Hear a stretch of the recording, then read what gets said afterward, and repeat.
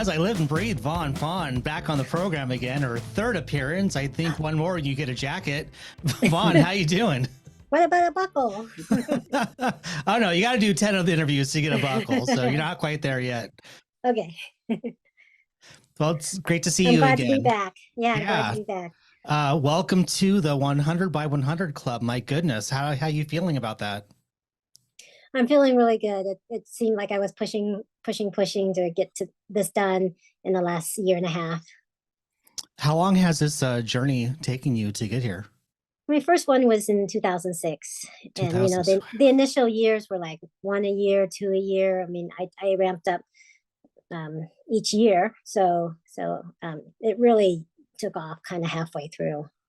What at what point did you like decide this is a goal? Was that from like before you started running 100s? Like, you know what, I want to do 100 events, but or did it happen like somewhere along the way? You're like, nah, this is when I wanted to start.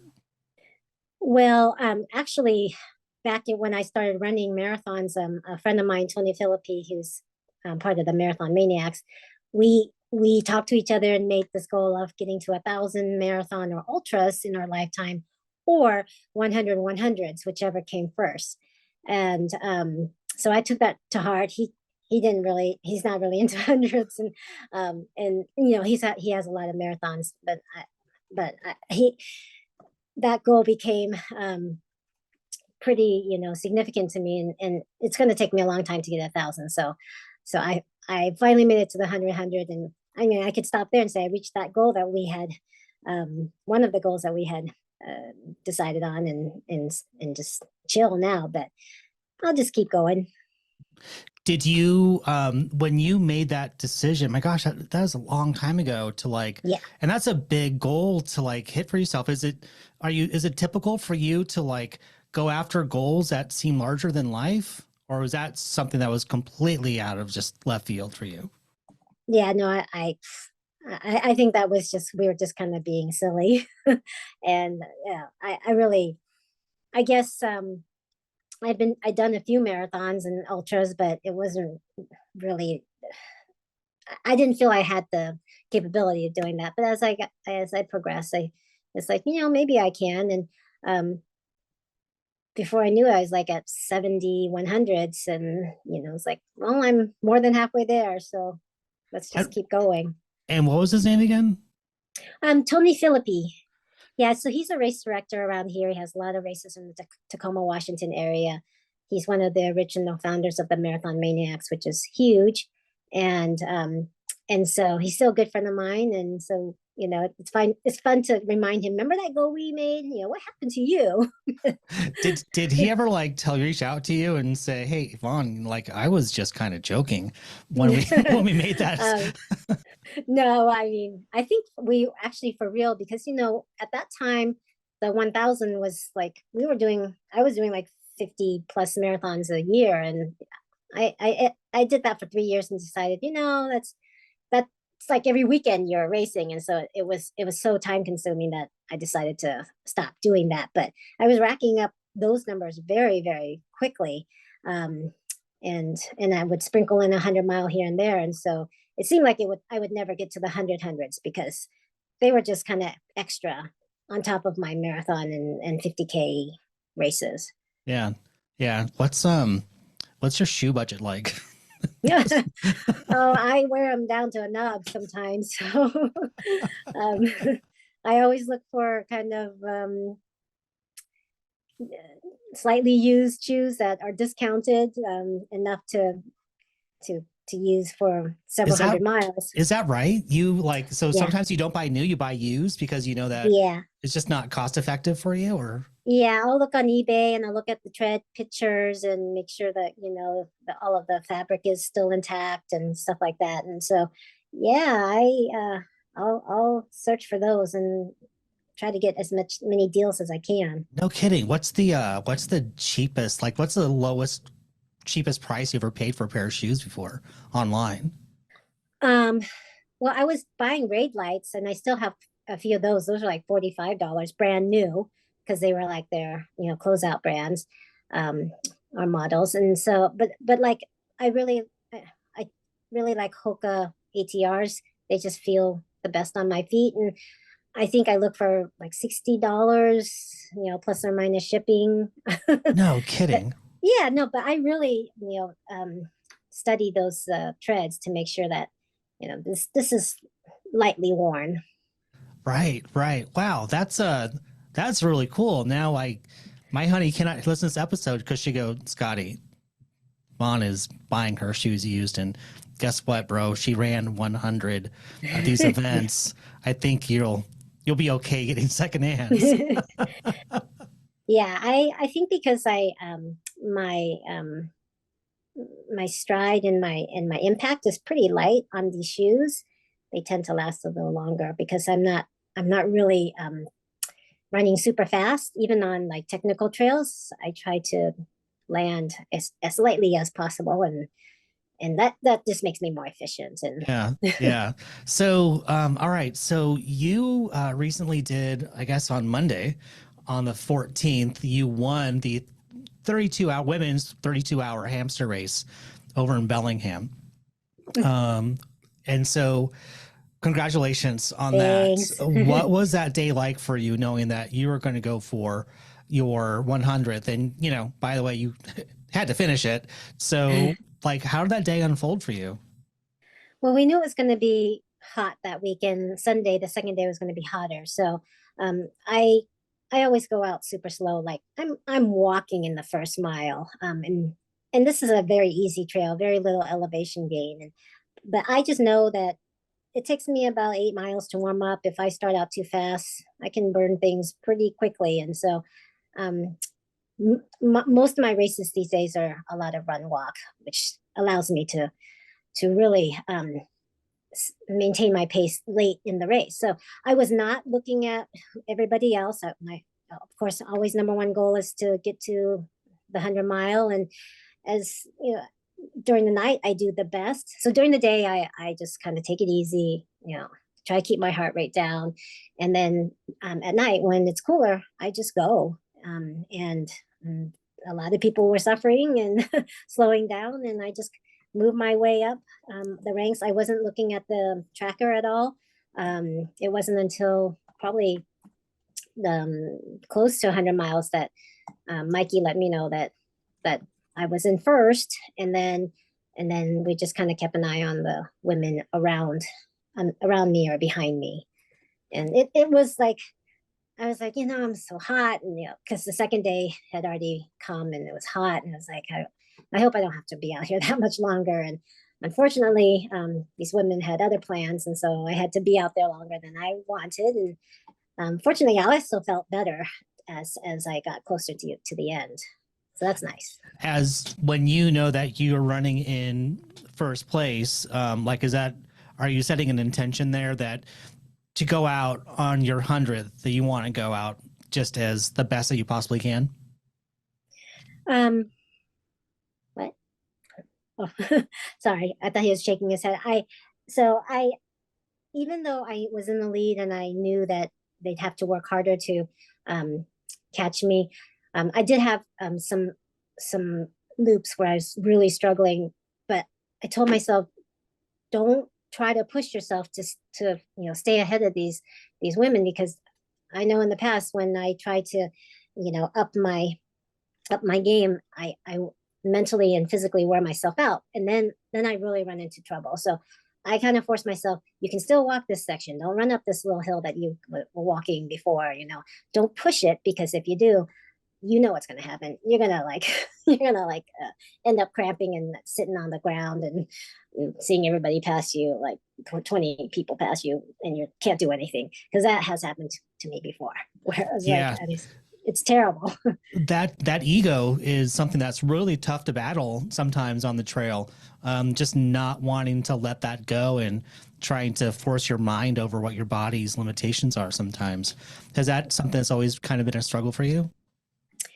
Yeah, I mean, my body knows what I can do, and if I'm not properly hydrated or fueled, I can spiral down pretty fast. And so I guess I've done so many of these that I know myself, and I know that I just need to be patient, and eventually it'll come back. But how long, I don't know. But it's much worse like if I was at 6 miles to go before I got to the 100, and I had to literally crawl that last 6 miles, was it worth it? Yeah, I'm going to end up losing anyway, and I'm going to be miserable trying to finish up the last 6 miles. And so, um, I, when you're running, people are like, "What are you thinking about?" Well, I'm running, all these scenarios in my mind, like, what would happen if I just walk this section? You know, is it really going to put me back? Well, what happened was my body temperature cooled down. I was able to catch up on my hydration, and I was able to run again. So that's what happened, and it was the right decision rather than like constantly looking, behind me and saying, "Is she here? Is she here?" How much? I mean, I was concerned about it, and I kind of kept a general idea of how far back behind. But really, on that last loop, that right before I got to 100 mile, the next woman was right behind me, and I didn't know how she was doing, but she caught up to me where I had like a 15, sometimes 30-minute lead ahead of her. I had one really bad loop where I basically walked the whole loop, 2.6 mile loop, and she caught up with me. But then when I finished my 100 miles, she was 10 minutes behind me because she was also struggling. So you never know, what your competition is. And then she decided to stop at 100 because her knee was killing her. And I thought I was done at that point, but then we found out there was another woman who was catching me. So I had to go back out after I celebrated, briefly with my friends with cake and sparkling cider. I was like, "Whoa, I gotta go." So let's talk about that. So let's talk about your kind of mindset at mile 99.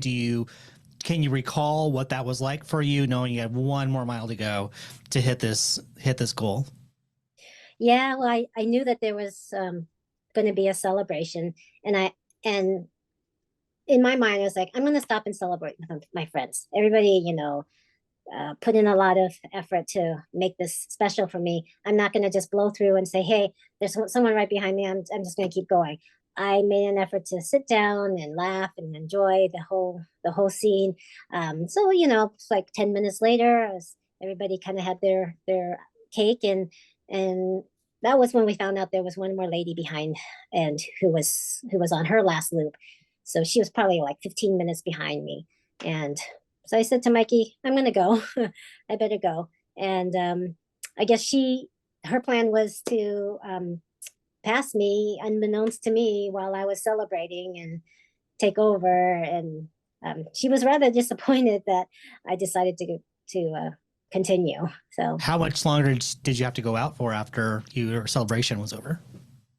well, so if I had stayed ahead of her, I would just keep going until she stopped, which would be we were about 30 hours at that point. So there was time was running out for her to catch me if she was going to catch me. Like she would have to go in a whole extra loop to beat me after passing me. So I went out, and then she went out after that, and I came back and found out she had gone out. So I was like, I'm going to keep going out, and I think at that point when she came in, she said, "Oh, I can't," she was done. And then I did one extra loop after that just to secure it in case she changed her mind and decided to go back out. So, I mean, I did enough loops that I knew that there was no way she was going to catch me based on the amount of time left on the clock. Yeah, yeah. Oof, the strange world of those types of events, the 32-hour race. Yeah, timed events are different. Yeah, Yeah. the race isn't over until it's over. So, No, no, no, no. So what was it like for you? So what's it been like for you these past couple of days after this has really kind of settled in for you? it's been great. I've had a lot of friends reach out who I haven't heard for a while, saying congratulations. So it's really, I feel very loved in the running community because it's nice people actually make an effort to reach out rather than just like oh, they are impressed, but it's just another thing that happens. But so it's been great, and I've recovered pretty well because in a 32-hour, and I'm moving at a very reasonable pace. My body doesn't get hit that hard. Yeah. So that's nice. And then thinking about what am I going to do now, and I'm conflicted. It's like it's I love and I hate these 100-mile events. I love being able to accomplish such a feat, But I know that every time I do 100 now, I get to mile 70 and I'm like, why did I do another one? Or like, or getting to the 100, it's like, oh, I have, 3 more to go. And they just felt like they were getting harder and harder. So it's just this kind of back and forth where I'm like, that was great. I think I can do another one. But then there's no, I just know that I do reach that wall every time I do 100. Yeah, more than understandable. But you are the first Pacific West resident to accomplish this goal. Do you know what the record is for most hundreds plus? So yeah, the top woman, I think she's 76 now, in her 70s, and she has over 215. Wow. So the top 5 people were international. No US based uh, runner yet had cracked the 100 hundreds, and then after that, there's been a lot of US runners completing the 100 100s, in addition to a few more international. So um, uh, I'm the youngest woman. Not I don't I can't say that what age the other ladies achieved their 100 100, but on the list, I'm just the youngest woman as of this today's date. That's on the list. There's a man who is 50 years old, so he's the youngest. So I mean, you can see that it takes a long time to achieve this goal for most people. Yeah. Wow. Wow. What an accomplishment. I mean, congrats. It's staggering.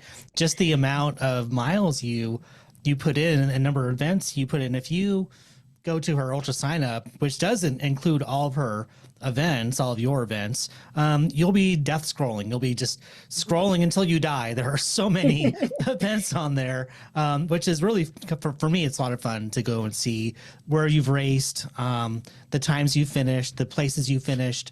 It's mind blowing. I have so much like envy and no excuses for not getting out there to try, really, because it's so inspiring. And I think that there's where you're kind of, for me, leaving your mark on this community, is the how inspiring it is to do what you do. And and I don't know if this rings true for you, I'm only guessing, so if I'm way off, I apologize. But to be an Asian, to be a woman, to be over 50, to accomplish all these things, I feel like that's got to feel pretty damn good. Yeah, Am I on with that? yeah.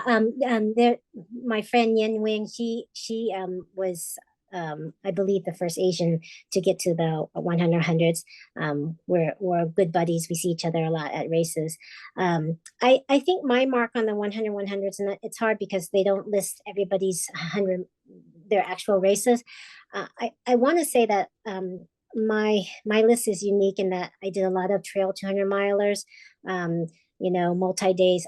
If you look at my list, it's like it's such a big variety: mountainous hundreds to flat, rail to trail hundreds to 24 hours to 6 days, 10 days. I felt like I didn't just do I didn't choose easy ones to do.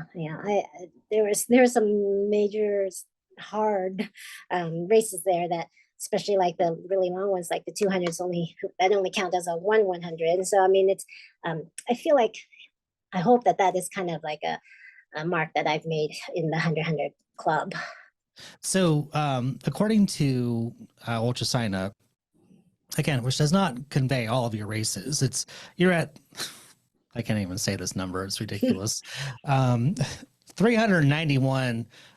That's just events on there. I don't know how many of those are ultras, but to date, how many ultras have you accomplished? Oh, it's over 400, and it's like one of those things that I don't know the exact number, but Yeah.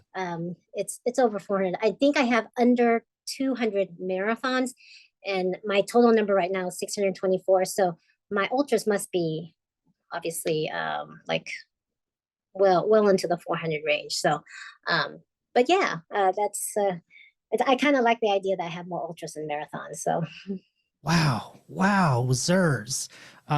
Do you like run in your sleep while you're sleeping? Like your legs are just completely active because it's like you spend most of your life on your feet. It seems like running. Mikey says It's I talk in my insane. sleep a lot. I wouldn't doubt that. I need more gel. I need more No, hydration. Moore's like, no, wait, what? Stop. So I do want to, but the other aspect of it, and I don't know if you want to touch us on this or not, but just in terms of who you are as a person, as a human being, and just sort of the like role modeling or inspiration that you'll have on others who maybe are your same ethnicity or are female. Is that how's that resonate with you? Yeah, I mean, I have a lot of people say that I inspire them, and it's wonderful. Both, both male and female, and you know, even people who are older than me. Like it was funny because Gunhill, she's famous for Western States, and she's in her 70s. I think she might be 79, and like she said to me that I'm her inspiration. I'm like, oh my god, are you kidding me? It's like I she's such a role model for me that it's an honor for her to kind of say something like that about me. So I think I think Mikey was saying, yeah, maybe she wants to be able to do as much as you, and what I want is to be able to run as well as her when I'm her age. So I mean, there's way to a lot of different ways to inspire people, and so and I think that's great. There's so many different role models out there, Yeah, and yeah. I'm glad I can be that for people. Yeah. Speaking of just of being a female runner and looking at what Courtney DeWalter has done this summer, and just going to UTMB now. Holy smokes! Um, I what know. um, what are your thoughts about the state of ultra running? And when it comes to women competitors, I feel like there's something's happening, something's afoot here. What's what are your thoughts about that? Well, I mean, Courtney and Camille, I think they're just showing us what's possible, and I think that's huge because because there's a lot of fear, as a female, is like just just even like feeling like, oh, I'm not good enough, or I don't want to embarrass myself, and I don't. And so I think they can. I like, for me, because I'm not elite, I'm your common runner, and so if I can do it, I feel like a lot of people can do it, and clearly, when I do these races, I'm always way at the back, but then they see me, and at the end, I'm like passing a lot of people, and I'm moving well. I'm not hunched over. I'm still running, and it's like, wow, it is possible to not be a paid elite runner to really kind of reach these huge goals. Um, and I think people just need to know that Yeah, and see it. yeah, yeah. What's kept you going through all these ultras? Stubbornness, I don't know. um, I in my mind, I always feel like, if not I'm not running, it's okay. I'm walking, and I just need to be able to move. I think moving is kind of like, it's such a huge concept for me. It's like it doesn't have to be running. I just want to be able to bike or walk or hike, or um, it just has to involve movement. And so um, and I want to be able to do that for many, many more years to come. And I think I just inherently have this sense of activity, and not everybody has that. Some people are like, they don't need that, and I guess I need it Huh. to make me happy. I mean, I think there are a lot of people who need it, but there are a majority of people who feel like they don't. Um, and I don't know how to like change that mindset. Do you What know what I would mean? Yeah, what would life be like if you didn't have this outlet? Well, I think I'd find a way. Like, like if I couldn't run, there would be something that I would find that fed me. And so I think people just need to find what they're good at and focus on that. Some people aren't good at 100 milers, but they're great at, rucking or something like that. Find that thing that you're good at, and I think that'll make you really happy, and that you'll want to continue to do it, and not force like something, trying to do something that maybe you struggle at, and then you're disappointed constantly, and then you kind of give up. So try to find something that doesn't disappoint you. Did you have something in your life that was not running before you found running that you spent a lot of time just kind of focused on, or kind of was that outlet for you? Well, sports wise, when I was in high school, I was like a champion badminton player. And then college came. Wait, hold on. We're not going to gloss over that you were a champion badminton player. Yeah, well, I mean, I was the best around the area. Unfortunately, in the US, there's not a big badminton scene. So like I would win all my matches in regionals, but there was no state badminton, there's just not enough interest in it. How and when did you get into badminton? It was just in high school, it was a sport that was offered at the high school that I went to. And I dated a Swiss exchange student who is the champion of his country. So he was an exchange student, and he was just an amazing badminton player. And because I was the top in my school, we he was my first boyfriend, was a badminton player. Wait, and he wasn't just he was the Swedish champion of the youth, yes. And youth badminton players. Yeah. Okay. What was what was that like when you played badminton with a champion badminton player the first time? Like, were you like naturally like, I'm good at this? You're like, I'm naturally terrible at this, but I'm going to try and keep going. What was that like? Well, I was actually pretty. I come from a racket family. All of my siblings played tennis, and I like badminton more, and so I focused on that. And so we're just really good at racket sports. And so when I played badminton, it was a natural thing. And again, it just happened to be that he was an exchange student in our high school, and there was another Asian guy who was really good. So I got to watch them play against each other, and that was pretty amazing, because they were at a higher level than I was, but I felt like it was a good, we were like this, three people who could really feed off of each other. Yeah. And then he went back to Switzerland, and I never heard from him again. Switzerland, okay. That is an intense sport. I mean, I'm sorry, Sweden. That's Sweden. Okay. Sweden. Yeah, but that is a very, very intense sport from what I've seen on my dang Instagram reel feed. I know. I can watch them forever.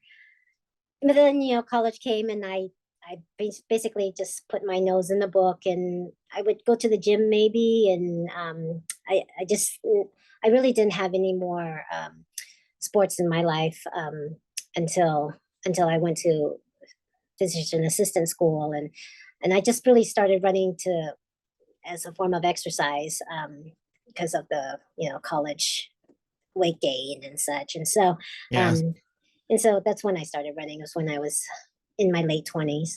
So I want to get back to more badminton. Okay.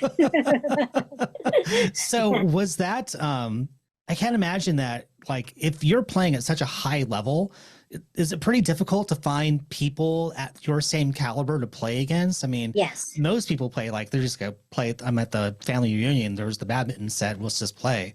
No, it was so fun. I really, I love the smash and the drops and and kind of faking them out. And just, I mean, it was, I was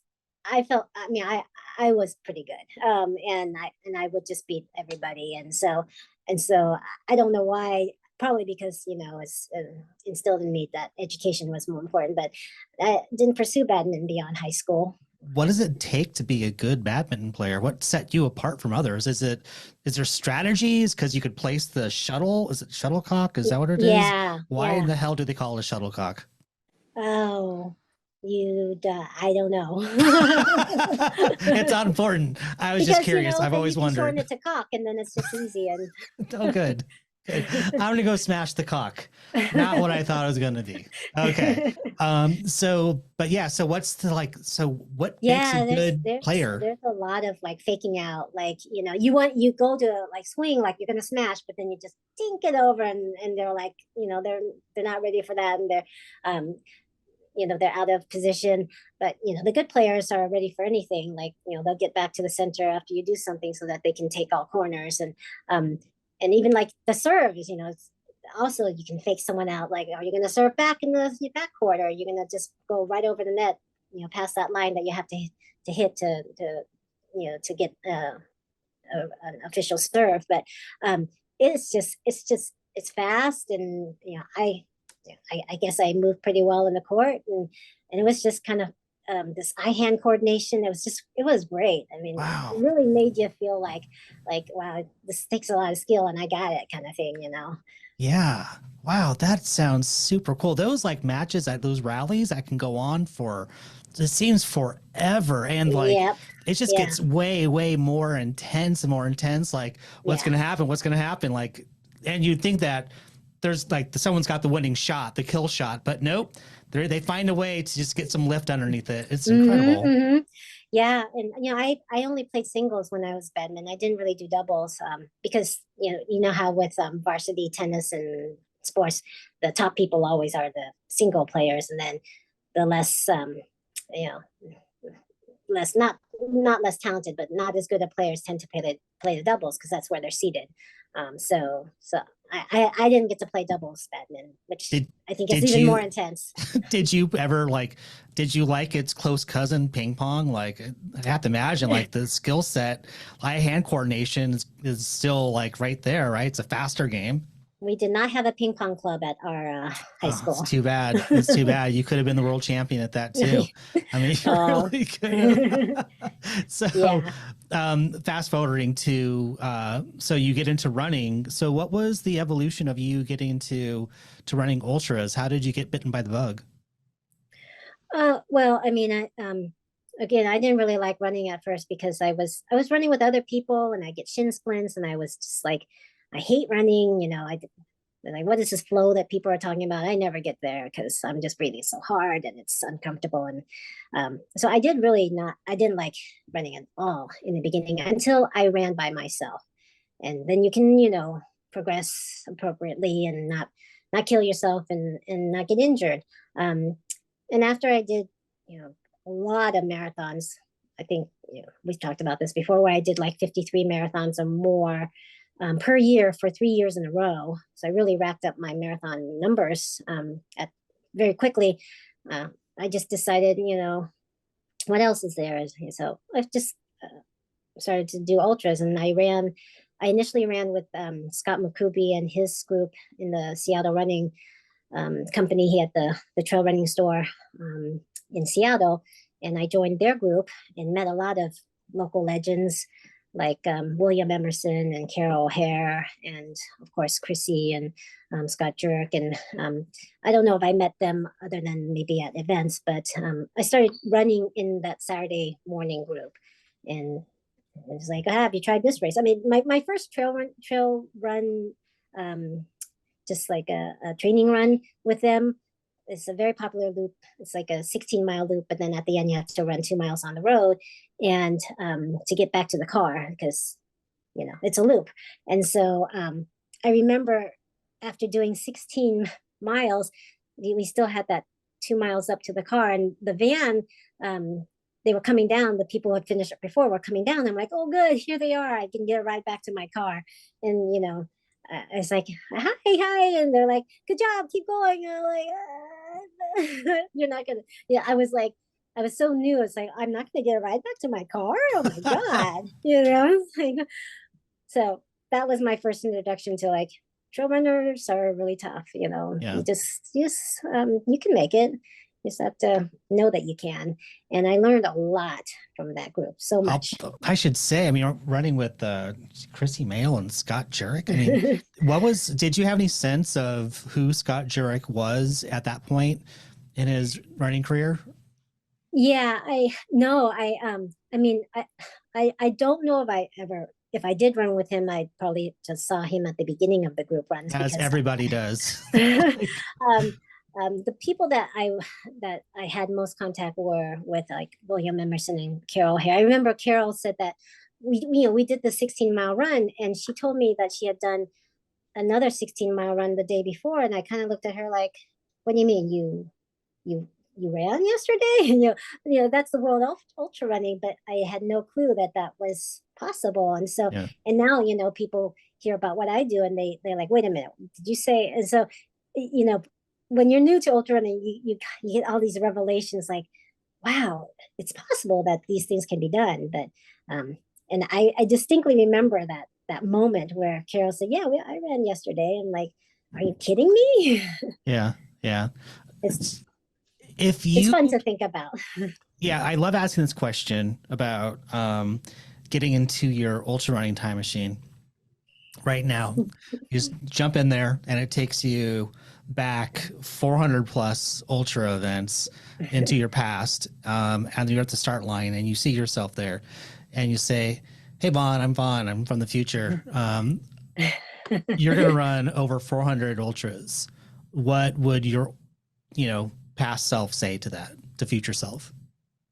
I probably, especially if you said that after I finished the race, I'm like, "No way, I'm not signing up for another ultra. Are you kidding me?" Yeah, no, I just kind of snowballed. I think it's also the people I was hanging around with, because they were doing a race every weekend, Yeah. and so I thought, well, maybe I'll hang out with them, and it just I think I just developed a certain core group of friends. And back then it was Glenn Takayama and Tony Covarrubias. I felt like I was like their little sister, just following them everywhere they went, and they were racing every weekend, and I would just like, "Hey, can I come along?"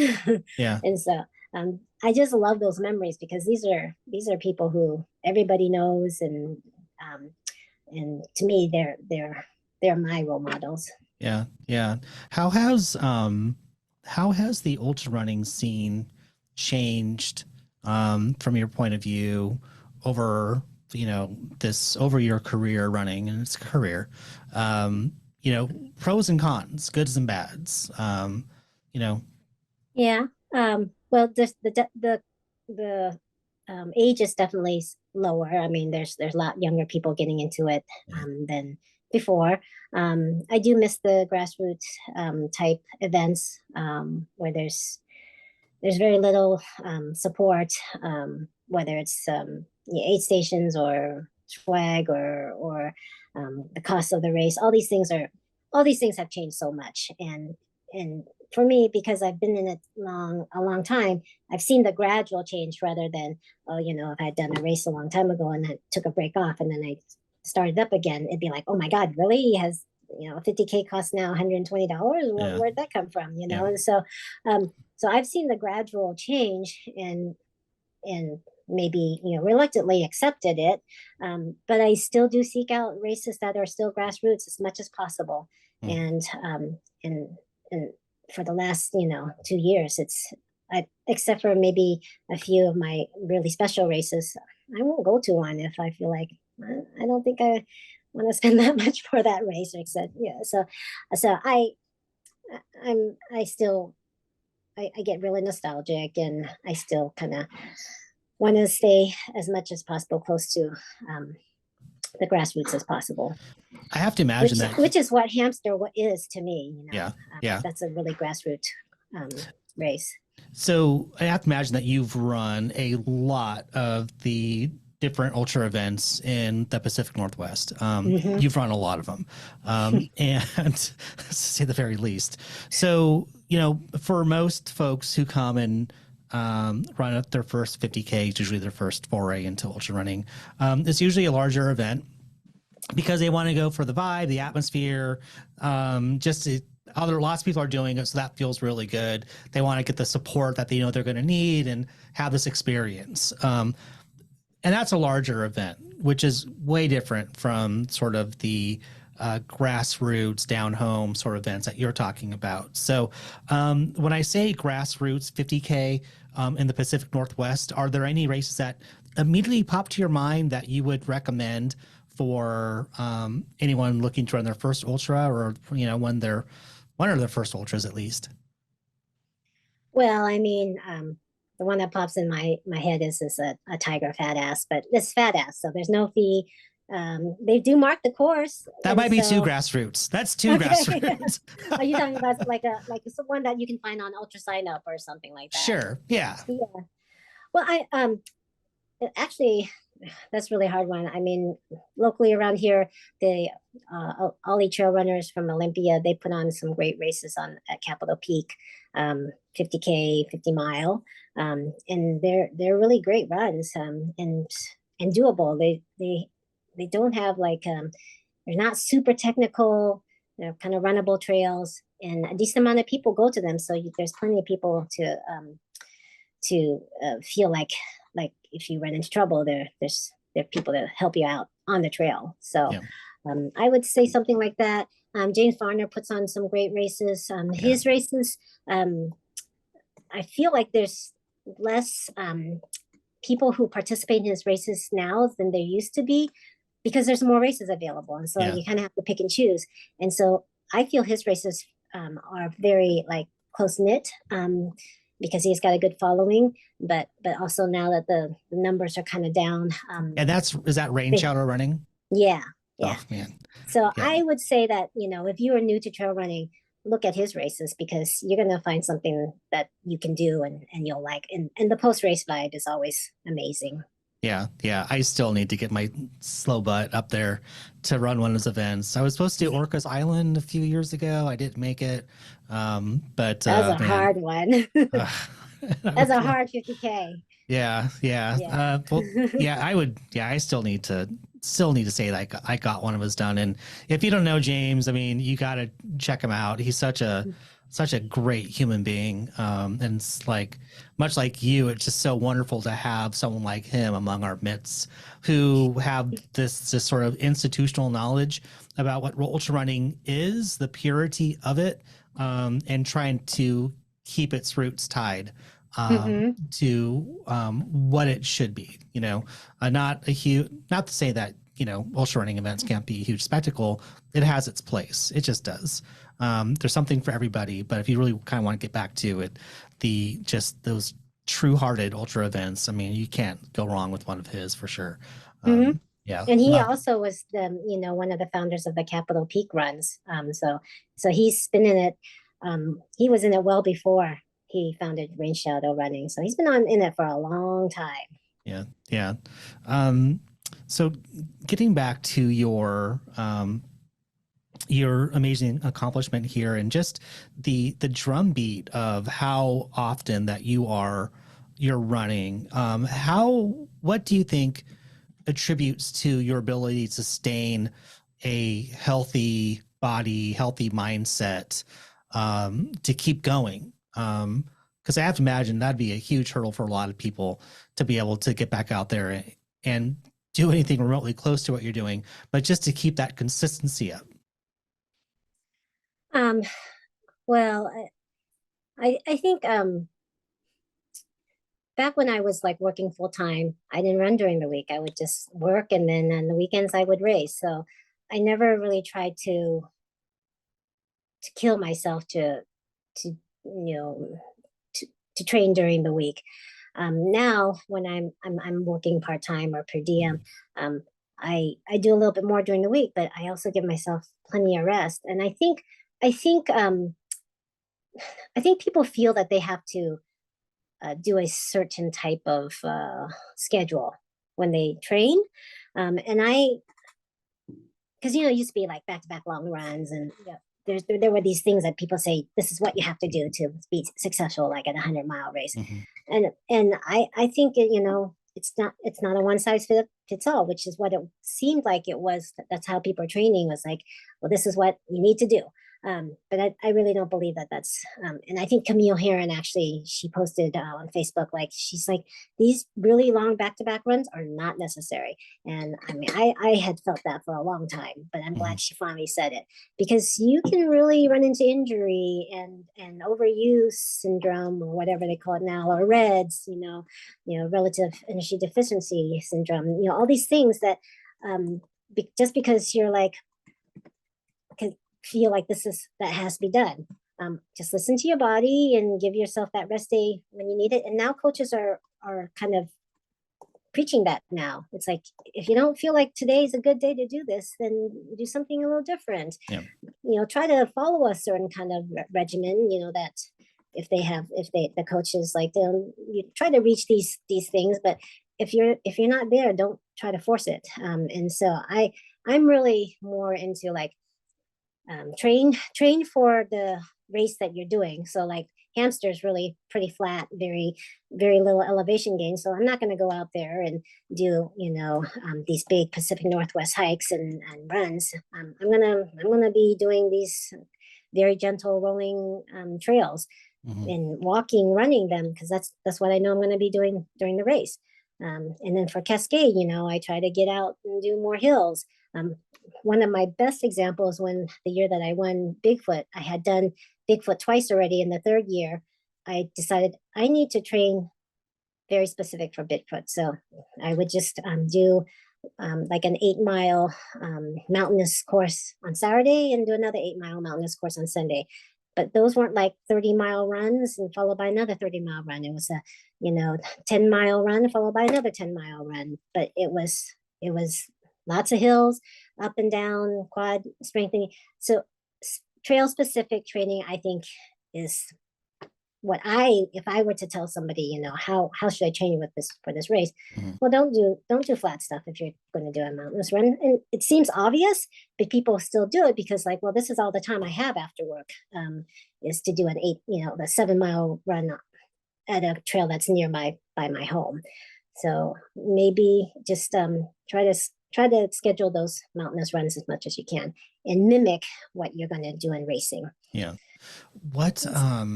That is really sound advice. And I think rest is so important. It's such an important ingredient to that. So many times for myself, I get locked into, like, this is my training calendar. I have to adhere to this. Otherwise, if I miss one, it's all going to fall to shit and I won't be able to reach my goals. And having to kind of break free of that mindset that it's going to be okay. And I think, the reason why I know that I kind of break during a training cycle, it's because I know I'm pushing too damn hard and I'm paying more attention to checking off a calendar than I am giving my body what it needs. The body is going to win every time. It's going to win that fight. Your calendar is not going to win that fight ever. So that is hard. Some of us have the luxury of being flexible with our training, other people aren't. Yep. And so it's, again, what I say is not going to work for anybody either. So, or everybody either. It's just, you got to do what works the best for you, and not stressing about it so much that maybe you're not following things to a T. Yeah. Yeah. How many miles do you think you've put in this year so far? I don't know. I tend to end up with around 3,000 by the end of the year.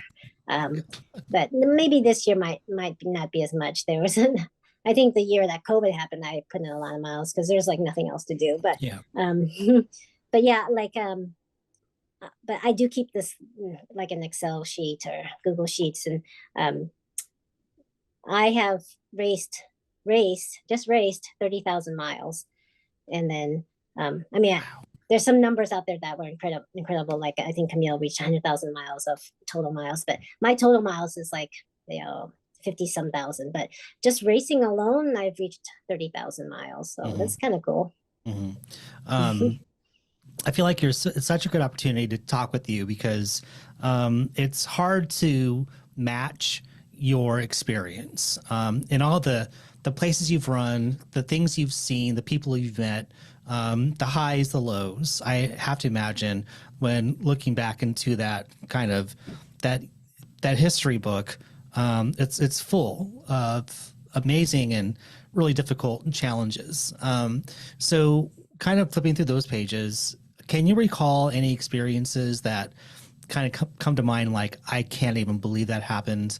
It's a favorite moment, or could have been a challenge where you had to overcome something and you didn't, or maybe you didn't. But what are some of those things you could share with us, do you think? Well, it's funny because Mikey always points out that um, of like I just finished my 15th cascade, and it out of 16 tries, and he's a I finished it 15 times, but everybody always just like, so what happened that year that you didn't finish? It's like the DNF stands out the most. But that was a very truly special DNF. I mean, 85 miles into the race, I couldn't put any weight on my legs because as soon as I did, I'd cramp. And so that to me is my biggest DNF story. And I think I just feel like um, I felt like it was over for me. It's like I just, my running was on a really steep decline because I had been experiencing a lot of problems even during my training runs. And I was going to do the Wonderland, and that didn't work out because my body just couldn't even do like 5 miles before it started to cramp and stuff. And so that was a really low point in my life. And to think that I rebounded from that and had so many more successful runs after that is huge for me, because I really felt like this is it. My body just can't do it anymore. And so 85 miles, I had to be carried off the mountain on piggyback, on James's back. he him and Gretchen Walla came out to help hike me down because it's super steep trail, and to load my quads, I just couldn't do it. They would cramp as soon as I loaded my quads. So and another guy named Dan, who I basically piggyback on Dan's back and on James' back, alternating. Although it was a little harder on Dan because he's not that much taller than me, and so I felt like I was kind of skidding the ground still with my feet, and but they went back and forth and got me down off the mountain, and I couldn't even walk the last 15 miles. I had plenty of time to finish, even just walking, but I could not walk after resting at the aid station for 2 hours and trying to hydrate. As soon as I stood up, I couldn't do it. So for me, that was a big turning point, was this really important race that I in my mind prior to that, I felt like, well, I can finish any race I want to. I just need to, pace myself well and eat and drink, and I'll get through it. That race told me, nope, you can't. We're not going to let you. And I didn't think I could return from that. Mm-hmm. Wow. And you did. What was the turning? Did you just have to recover and you felt better, or was there some pretty major self-talk going on there? There's a lot of major self-talk. I mean, I was supposed to do the Wonderland Trail with my friend Jess, and we had planned it all. We were planning actually like doing a double after Cascade, and I was like, I was determined. I'm like, I want to do it. I want to do it. I can do it. I mean, I know, I've got all this experience, and then my body just shut down, and I was so devastated. Like, it was I cried a lot, and I was like, it just took a long time to recover from that. It's like weeks where just going out for an easy run, I just couldn't do it. Mm-hmm. And that really wears on you, because you're like, this is a really easy run. I should be able to do this, but I couldn't. So there was a lot of tears and kind of some like what's going to happen kind of moments. And I don't really remember how when I got past that point and got back to being strong again. I don't know how long it took. I think it took several months, but then after that, I finished all these big 200-mile mountainous races. I don't know what changed. I think I wasn't ready to give up. Yeah. And just let my body figure it out. Wow. Wow. You are fierce. You are very fierce. Um, you strike me as someone who, on one hand, you have a deep love, respect, and admiration for the trail running community. Um, is something that you're just part of and you really like that. But also, it seems that you also like being alone when you're out on the trail. What is it about that solitude that works for you? Yeah, well, again, Mikey always jokes that, if you knew me in my early ultra running days, you knew that don't talk to Vaughn. She doesn't she doesn't like to, you to talk to her. Yeah. Or I would tell somebody like, hey, get off my heels. I wouldn't have any trouble of like expressing my, you know, distaste for something like, don't follow me so close. Or if you're gonna follow me close, just go around. I would like tell people like to their face, like, you're really bothering me. Uh-huh. And uh, somewhere along the line, maybe I think most people will say that it's after I met Mikey that I became nicer. So, um, and I think I did. I just think I stopped taking things so seriously, and that really opened up my capacity to have relationships, and so. Um, and it probably happened after my first marriage didn't work out, but that after that I just became a different person. So and I forgot the gist of the question, but I do like, oh yeah, I do like alone time running, because I think it's important to kind of uh, focus on your own race or run or whatever. I like Mikey and I used to run together, but we don't anymore because his walk is faster than my walk, and I tend to do more jogging, and he tends to do more run walk. And so I think if I were to give people like advice on racing, is like, if you can, try not to run a whole race with somebody, because it's gonna ruin your race. And I see that happen a lot with people at races. And I feel it's for me because I can do my own thing. That's why it looks like I'm always alone when I'm running. Yeah. Yeah. But Mikey will also tell you, and I agree with him, that I don't do well with pacers either. It's just the way Okay. it is. I have to ask the question, why? Well, because at some point I just I think I feel like I gotta take care of them, and I have to worry about them, and then I feel like it's just more work for me, but that's just where my mind is. And so I think I just tend to do better when I don't have to worry about them, and I don't have to worry about them worrying about me. And Huh. you know how that is. I don't need. I know what I need to do to be successful. Yeah. So I guess I don't need the extra person there to like remind me when to eat, or help push my pace a little bit so that I'm moving along, or or you got to be going at this pace to make this next cutoff or something like that. I feel like I take care of myself. I did, um, you know, the only reasons why I usually need a pacer is like if it's a long race, like a 200, to help keep me awake and not hallucinate or like get into trouble through hallucinations, because I've had big trouble in the past with hallucinations. So um, I I I need pacers for that reason, but otherwise I don't really need a pacer, and I tend to Yeah. do better without. Uh, I don't know. Yeah. Well, you I know how to wish I was take. a better person. I don't know about that. I think that, you kind of, you have discovered who you are as a person and what works for you. And what works for you is perfectly okay. If the, opposite is working for other people, that's okay Yes, too. right, Um, right. so I know we've talked about this before. I've had you on my hallucinations episode. So Mm. I don't know if you have a chance, folks, go back and give that a listen. It's just some wild, crazy ass stories. But I can't let you go without asking you. Like you just said that you ran into some pretty big problems with the hallucinations before in the past, and just wanting to know if that's something that you can share with the class.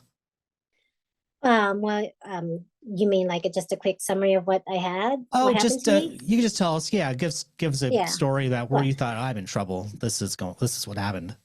yeah. I mean, my biggest hallucination was at Moab 240, and 10 miles from the finish.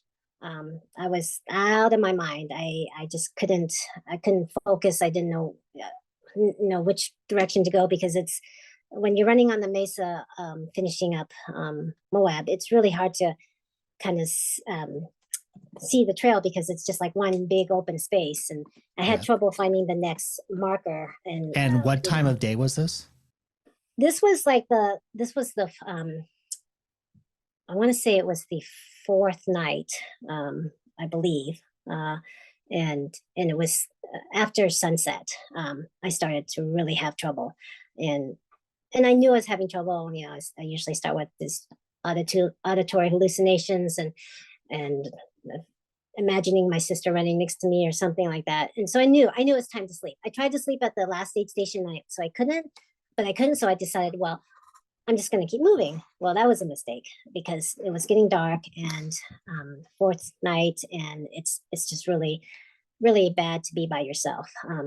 But I had waited at the aid station for a long time, and there was no other runner who came, and so I thought I guess I'll go out ahead and hopefully someone will catch me. Well, that was bad because I entered this hallucination and I couldn't get out. Like my mind would not wake up to the point where at some point I felt like this is it. The time there was like a time warp. Like I felt like I was in this hallucination for like 30 years. And so and I had been trying to get out of the hallucination for 30 years. And after I realized I wasn't going to get out, I said, I'm just going to lay down and sleep and die. And so I just got into my bivy and laid down. And next thing you know, Candace calls my name, and I'm like, yeah, who's that? You know, I was completely awake because I had slept finally in my bivy, but I didn't realize that I had spent that much time in this hallucination. 9 hours is a long time to be completely out of it. That Most people is is like, you know, a few hours and they get a little rest and they can reset a little bit.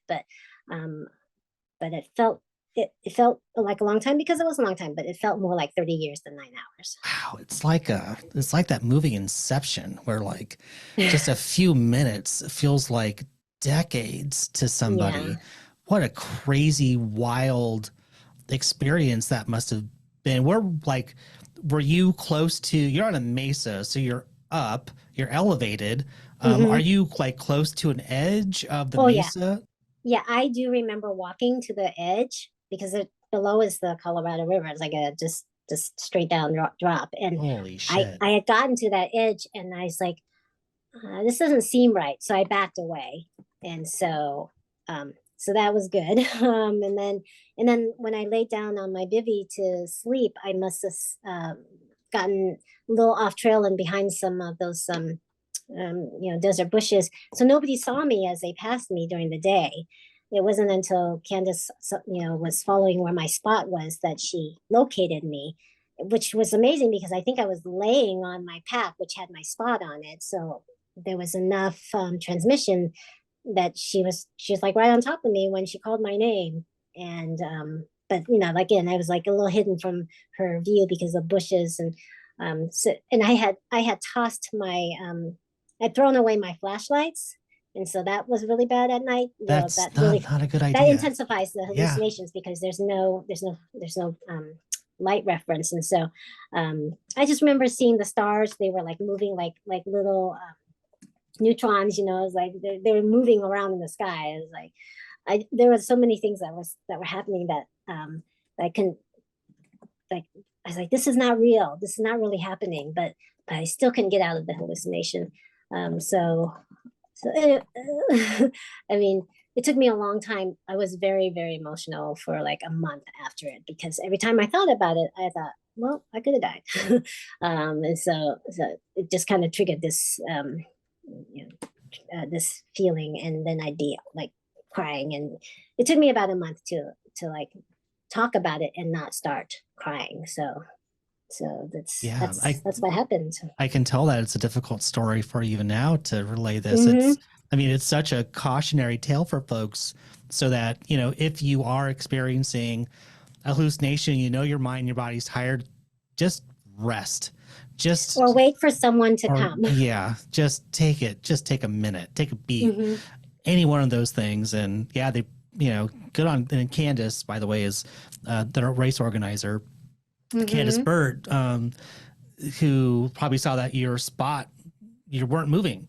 Like you're there for like 9 hours in the same spot. So Yeah. they have to I come. think I think what happened was that everybody's like, "Oh, Vaughn, she's experienced. She's probably just taking a Yeah. nap on the trail. She'll get up." But it finally shows that I wasn't getting up.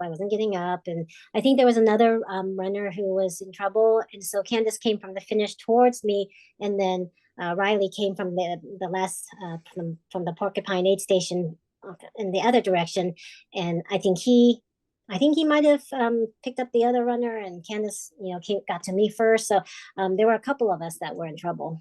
Yeah. Wow. That is hands down one of the most compelling hallucination stories from ultrarunning that I've ever heard. After that, I was like, if I'm going to do these like races that take more than 2 days, I really strongly urge people to get pacers on their second and third night, Yeah.